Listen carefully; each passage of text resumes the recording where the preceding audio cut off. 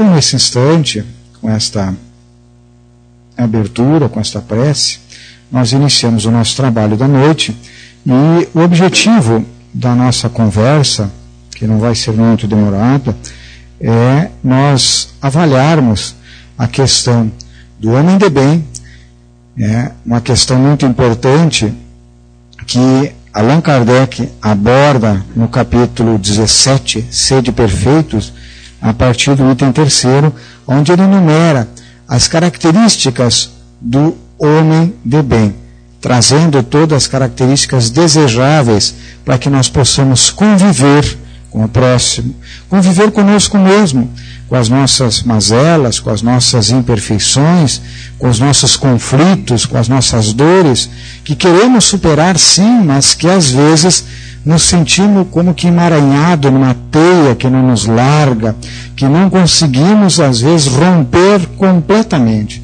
Conseguimos às vezes abrir uma frente nova de ação positiva no bem, mas algo nos prende para trás. E ainda, às vezes, não conseguimos avançar tanto quanto gostaríamos. Há necessidade de uma revelação clara, tranquila, serena, pois que, às vezes, pequenas pedrinhas no nosso sapato impedem que possamos manter uma marcha adequada, necessária, nesse estágio da vida. Então, temos que dar atenção, sim, aquelas pequenas coisas, aquelas pequenas contrariedades, aqueles pequenos problemas que às vezes nos levam à irritação, à inquietude, à maledicência, às vezes esse mal-estar íntimo que nos afasta, às vezes, de enfrentar e conviver com pessoas que exigem e que nos testam a indulgência e o perdão. O homem de bem, ele sobretudo, como diz Allan Kardec, ele será um missionário do Cristo.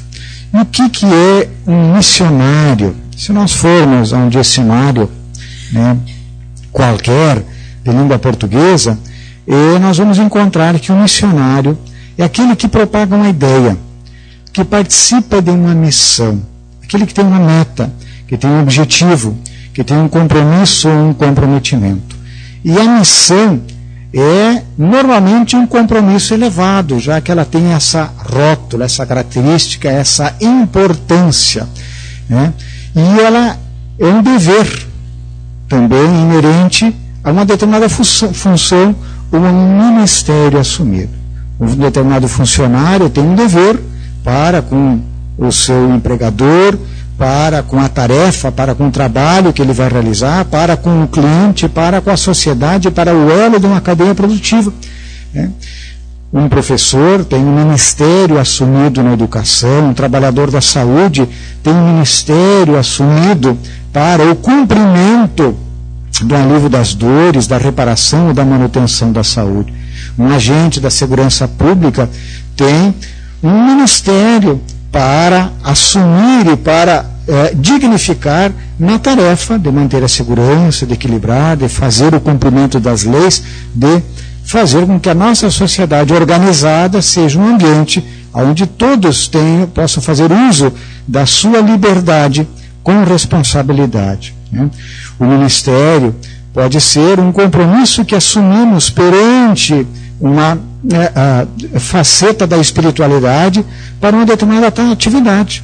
Nós temos um ministério de receber as pessoas que chegam aqui na casa, alguém se compromete, vem, se prepara, assume um compromisso, abre mão de outras opções que poderia ter na sua vida, nos seus dias a dia, e se propõe a dar a doação do seu tempo para a recepção, para o sorriso.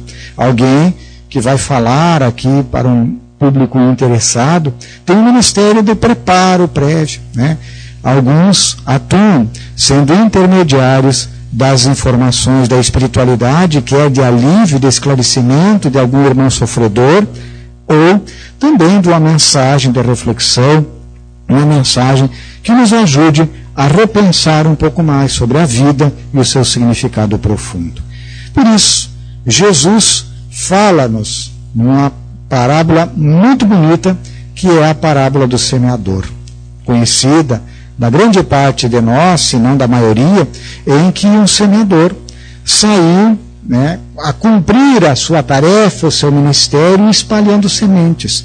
E ele foi jogando essas sementes ao longo do caminho, e algumas ficaram exatamente ao longo do caminho. Outras caíram num terreno, num solo pedregoso, num solo com pouca argila, com poucas possibilidades de imbricamento das raízes, mas ele lançou.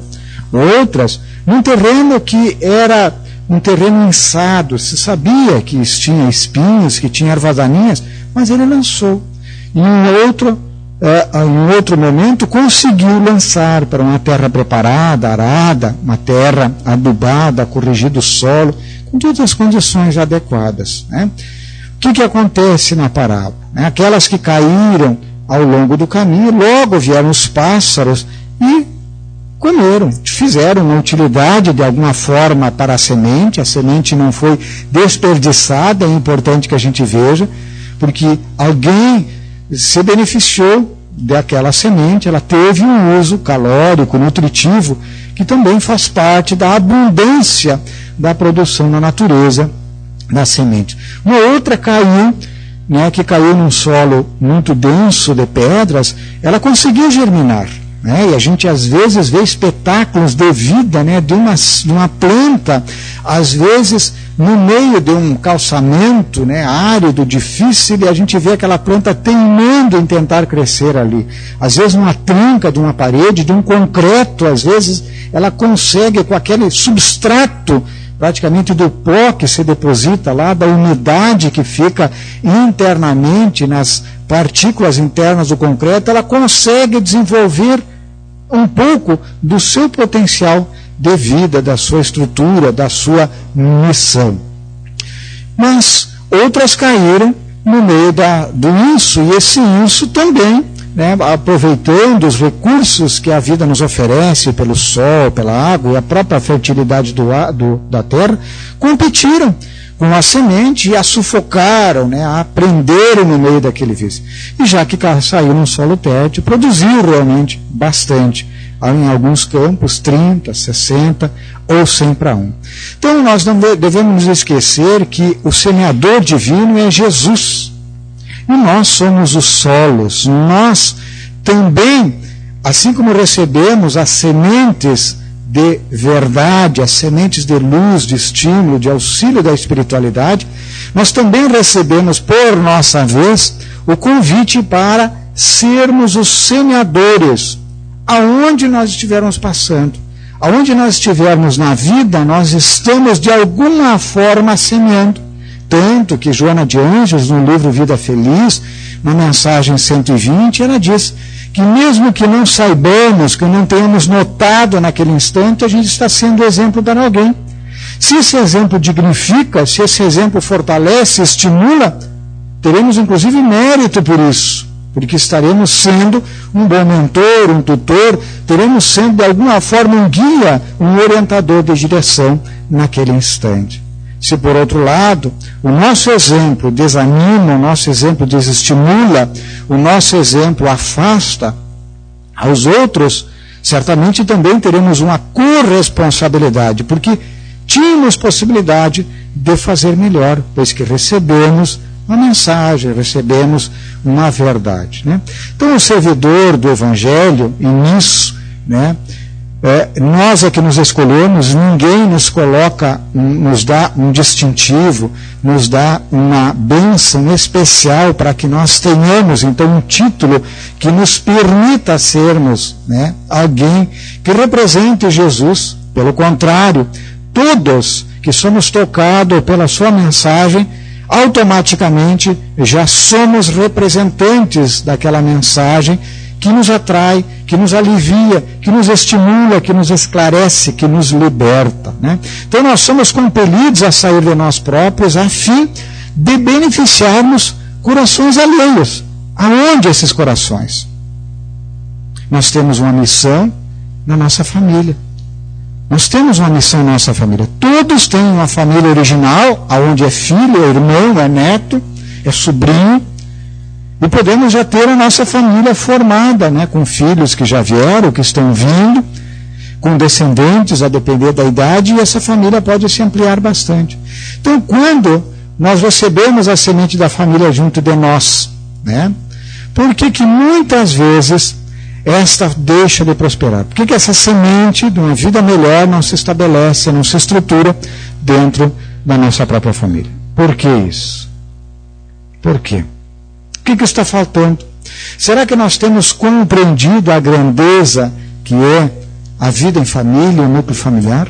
É verdade que temos problemas, é verdade que temos conflitos, é verdade que não são só rosas, às vezes são espinhos muito doloridos, muito difíceis, espinhos que brotam às vezes num momento inesperado, que brotam na hora em que a gente acharia que iria colher uma flor ou ver um fruto, e que nos exige um pouco mais de esforço, de tolerância, de compreensão e até de doação, pois que às vezes nos sentimos e realmente somos sobrecarregados. Mas lembremos-nos que, em hipótese alguma, qualquer aumento na nossa sobrecarga de testes, de provas, ele será maior do que as nossas próprias forças.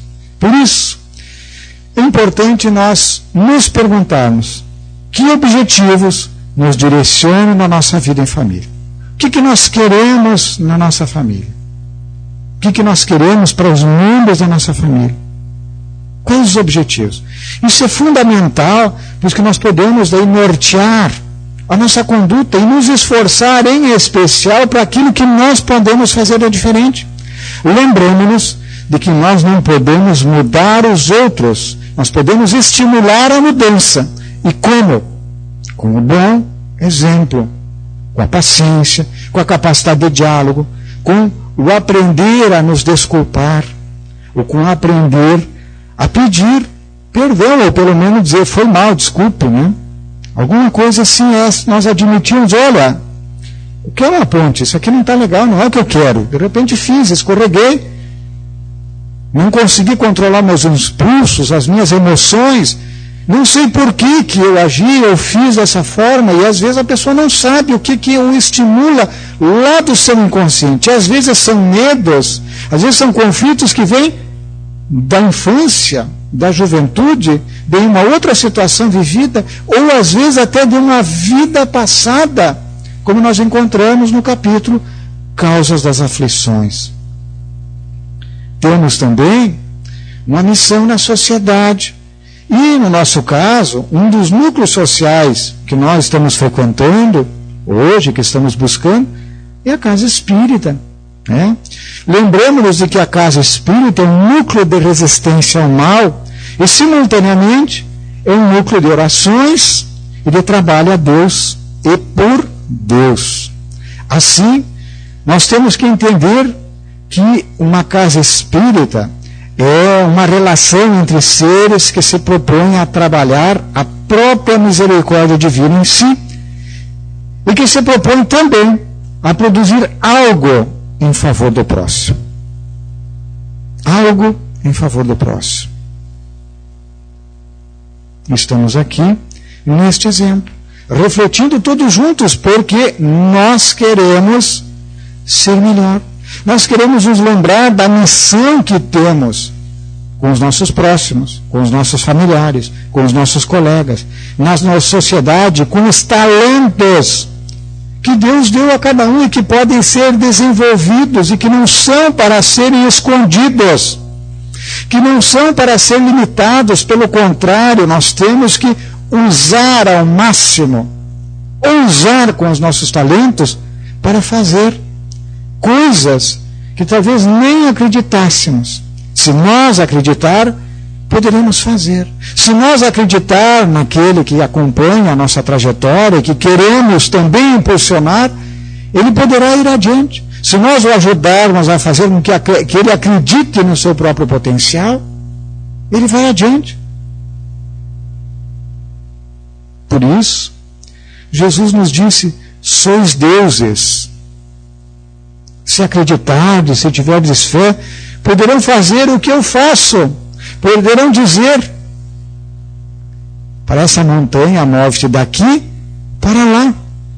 E precisam uma vontade muito pequena, se a gente tiver uma fé, uma confiança em nós, no próximo, na vida, tão pequenininha quanto um grão de mostarda, que é uma semente muito pequenininha, e que foi usada por analogia por Jesus para maximizar a nossa potencialidade interna.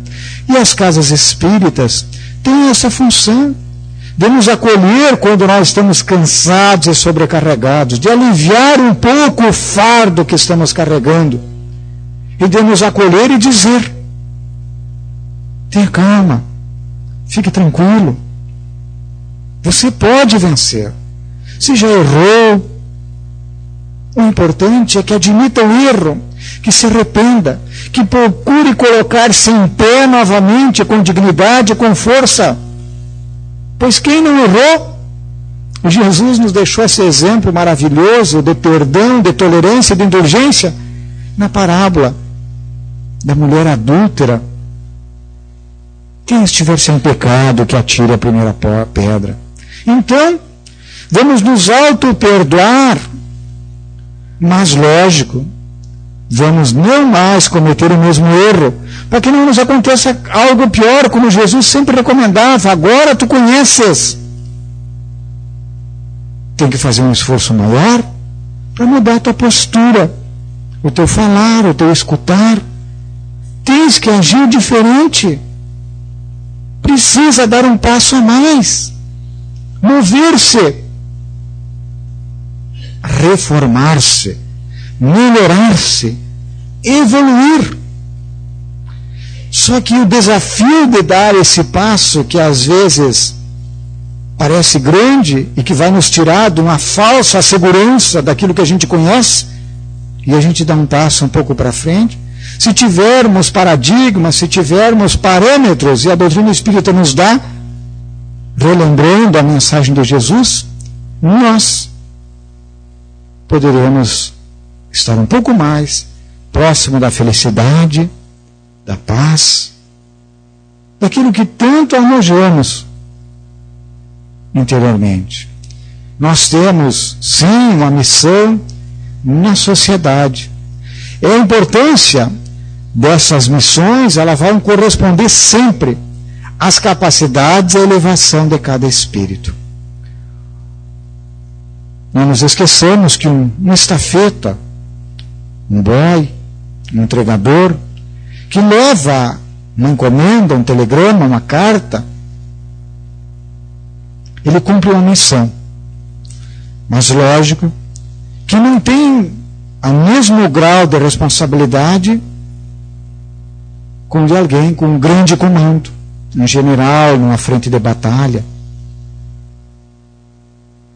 um político com tantas decisões pela frente, um empresário, um diretor.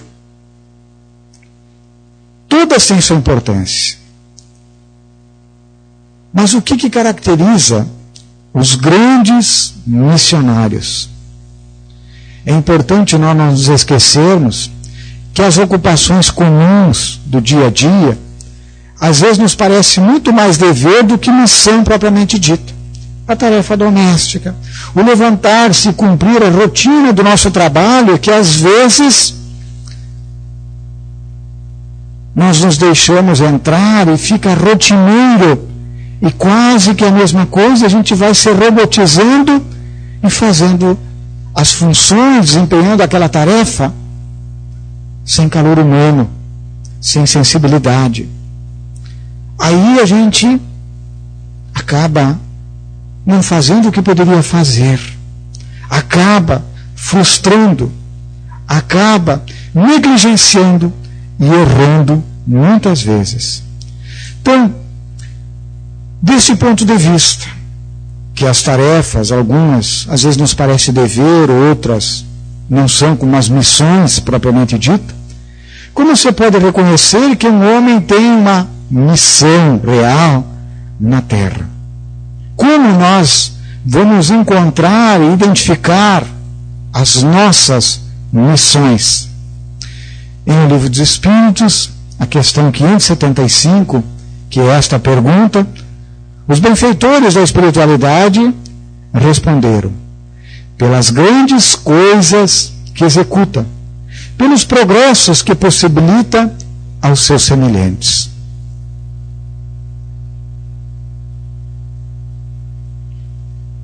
Então é hora de me perguntar: o que eu estou fazendo para dignificar a minha vida? Qual é a minha missão? O que tem sentido e valor para mim? Não é muito conhecida essa faceta da história de Alfred Nobel, aquele que criou o Prêmio Nobel, que todos os anos a gente vê na imprensa: Prêmio Nobel da Paz, Química, Medicina, Economia, Física. Alfred Nobel era um engenheiro químico sueco que viveu pouco tempo depois, ou a época de Kardec, desencarnou pouco tempo depois, em torno de 30 anos depois de Allan Kardec. Alfred Nobel teve uma formação muito bem estruturada, como falamos, dominava a química, e o seu uso, pelos seus conhecimentos, ele conseguiu estabilizar, né? A nitroglicerina é um explosivo que ele conseguiu, que era muito instável, ele conseguiu estabilizar e dar alguns formatos. Por exemplo, vem daí as estruturas nas dinamites e outros artefatos que são utilizados já há bastante tempo e que, à época dele, eram muito interessantes para a mineração que se ampliava, para o processo de industrialização humana que começou a Revolução Industrial da Inglaterra e se espalhava pelo mundo, para aberturas de estradas, né, nessa ampliação da globalização que atingiu o ápice com as informática, com as telecomunicações e hoje com os meios digitais. Mas esse mercado aberto que tinha fez com que os seus experimentos, as suas patentes, lhe rendessem um bom dinheiro.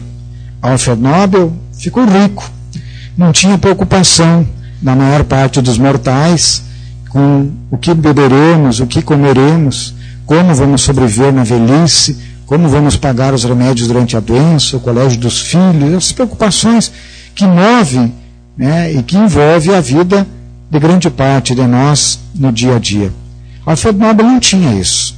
Ele tinha uma amiga que era teosofista, né? A teosofia foi criada pela Madame Blavatsky, inglesa, contemporânea de Kardec, mas que tinha um enfoque um pouquinho diferente da doutrina espírita. Mas, sobretudo, falava na continuidade da vida, de que nós não vamos desaparecer com a morte. Lhe interessava muito esse assunto, mas ele não era religioso, ele não se imaginava continuando a viver e principalmente voltar a nascer, como é nas doutrinas reencarnacionistas, da qual a doutrina espírita faz parte também. E aconteceu uma determinada situação inusitada que a vida nos apresenta às vezes, que um irmão de Alfred faleceu. Na época, os contatos eram mais difíceis de ter checar a notícia, né? E um jornalista, um jovem jornalista, de um diário de Estocolmo, tentando dar um furo de reportagem, né, ser o primeiro para que o seu jornal anunciasse, já que ele era uma pessoa muito conhecida, né, em Estocolmo, ele fez um obituário. O obituário é aquilo que se escreve sobre a pessoa depois que ela desencarna, né, morre. A gente vê nos jornais regionais, nos jornais estaduais, uma página e alguns fazem uma descrição breve da vida da pessoa, dos seus fatos, dos seus feitos, né? E como falamos, ela era muito importante ser na primeira página. E o Alfred teve, então, a oportunidade de, ao tomar o seu café, possivelmente, ou em algum outro momento, né, mas pela manhã, de ler o jornal, e como era na capa, ele não deixou de ver, de saber da sua morte. Ele ficou surpreso, né, no momento, feliz porque não era verdade, ele estava vivo ali, né, Mas ele leu com muita atenção o seu obituário. E o que ele leu lhe deixou muito preocupado. Ele não gostou. Porque o seu nome estava associado a alguém que tinha feito feitos no campo dos explosivos, mas que também deram oportunidade da criação de armas de destruição em massa, de bombas que já estavam, né, sendo preparadas e usadas em alguns conflitos. E a tendência era com que aumentasse, como efetivamente aumentou. E o Alfred diz, não, mas não é para isso que eu vivi. A minha fortuna, o meu bem-estar, o meu conforto não justificam isso. Não era assim que eu quero passar para a história. Não é assim que eu quero ser lembrado.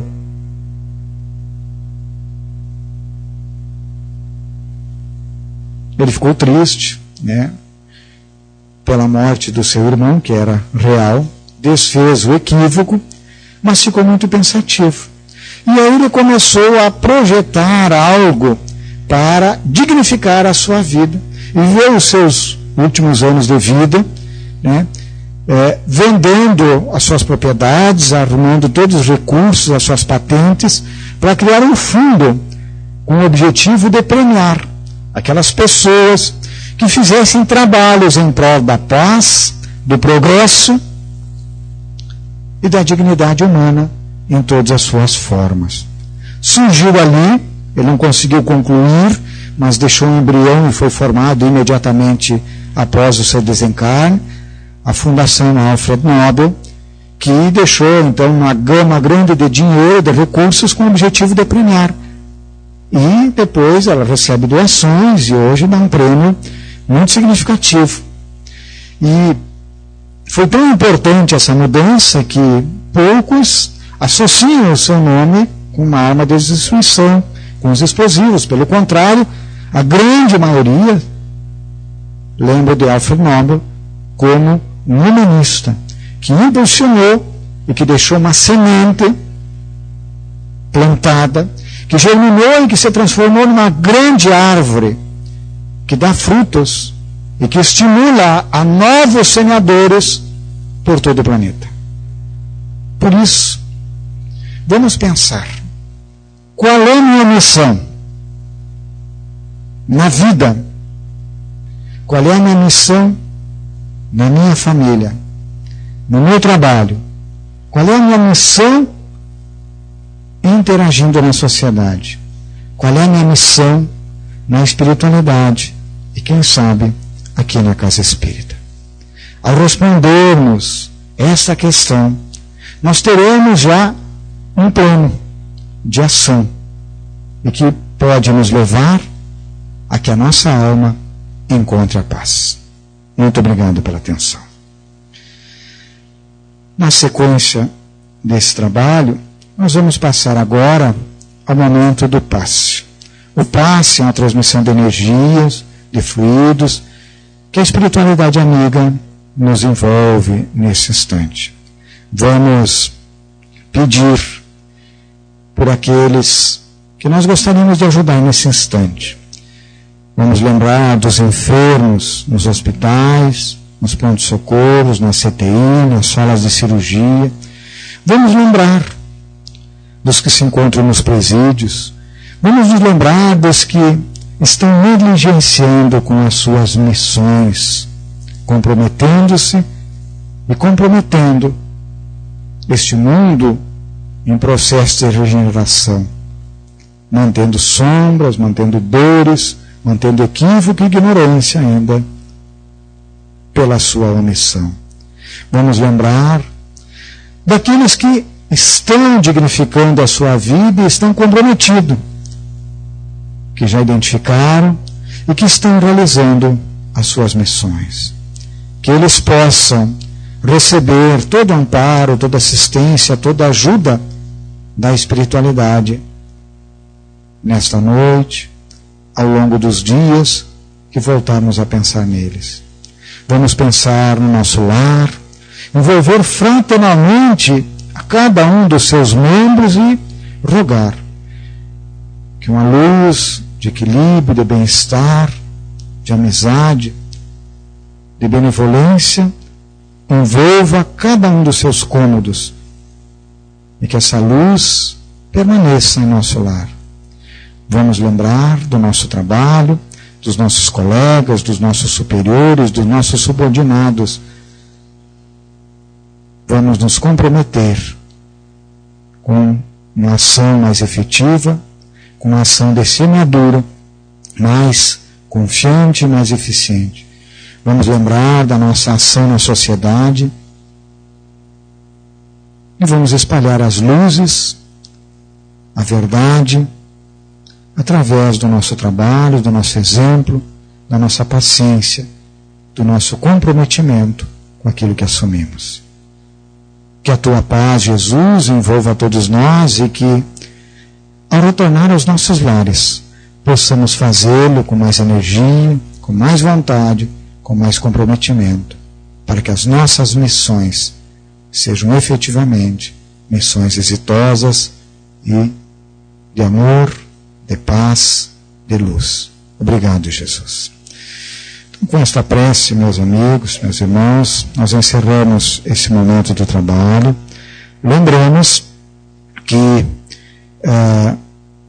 se alguém desejar, nós temos atendimento fraterno, que aos domingos a terapêutica através do passe é apenas o passe espiritual. Porque confiamos na sua efetividade, porque sabemos e temos exemplos desta ação. Gostaríamos também de convidar aos que puderem, durante a semana, participarem das atividades previstas. Amanhã, a Adriana ajuda na questão que nós fizemos, qual é o sentido da vida, para que nós encontremos o sentido da nossa própria vida. Então, a todos, uma boa noite, vamos em paz.